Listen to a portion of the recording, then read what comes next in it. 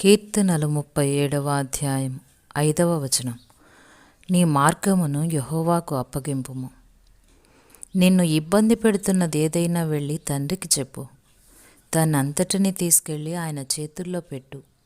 అప్పుడే ప్రపంచమంతా పరచుకుని ఉన్న కంగారు పెట్టే తత్తరపాట్ల నుండి విముక్తుడు అవుతావు. నువ్వేదైనా చేయవలసి వస్తే, బాధను భరించవలసి వస్తే, ఏదైనా కార్యాన్ని తలపెడితే వెళ్ళి దాని గురించి ప్రభువుతో చెప్పు. దాన్నంతటినీ ఆయనకు తగిలించు.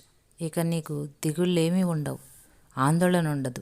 తాపీగా, ప్రశాంతంగా నీ పనిలో నమ్మకంగా ఉండు. నీ కార్యభారాన్ని ఆయన మీద పడేయి. నీ దిగుళ్ళన్నిటినీ, నిన్ను కూడా చాపలాగా చుట్టి నీ దేవుని వీపు మీద వేయి. నేడు చుట్టూ నమ్మకం అనే కంచు కట్టు. ప్రేమతో దాన్ని పూర్తి చేసి హాయిగా దానిలో కాపురం పెట్టు. రేపు వైపు చూడకు కన్నెత్తి. రేపే ఇస్తాడు దేవుడు రేవుని జయించే కత్తి. దేవుడు మనం నడిచే దారిని సమ్మతిస్తే దాన్ని ఆయన వశం చేయటం వీలవుతుంది. తన మార్గాన్ని ప్రభువుకు అప్పగించటం విశ్వాసమున్నవాడికే సాధ్యం. మన దారి మంచి దారి కాదని ఏమాత్రం అనుమానం ఉన్నా విశ్వాసం ఆ ఛాయలకే రాదు.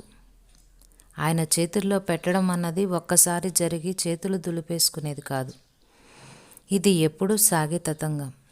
ఆయన నడిపింపు ఎంత వింతగా, ఊహించలేనిదిగా కనిపించినప్పటికీ, కొండ అంచుకి ఎంత దగ్గరగా ఆయన నిన్ను తీసుకెళ్ళినప్పటికీ ఆయన చేతుల్లోంచి కళ్ళాన్ని లాగేసుకోకూడదు.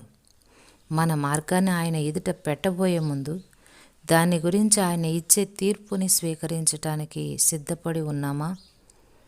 అన్నిటికంటే ముఖ్యంగా ఒక క్రైస్తవుడు తన అలవాటుల్ని, పాతుకుపోయిన తన అభిప్రాయాల్ని నిశితంగా పరిశీలించుకునే పరిస్థితిలో ఉండాలి. తమ అలవాట్ల గురించి క్రైస్తవులు దేవునికవి అంగీకారమేలే అన్న ధీమాతో ఉంటారు. కొందరు క్రైస్తవులు ఎందుకంత భయంగా ఉంటారు? సమాధానం స్పష్టం. వాళ్ళు తమ మార్గాన్ని యెహోవాకు అప్పగించలేదు.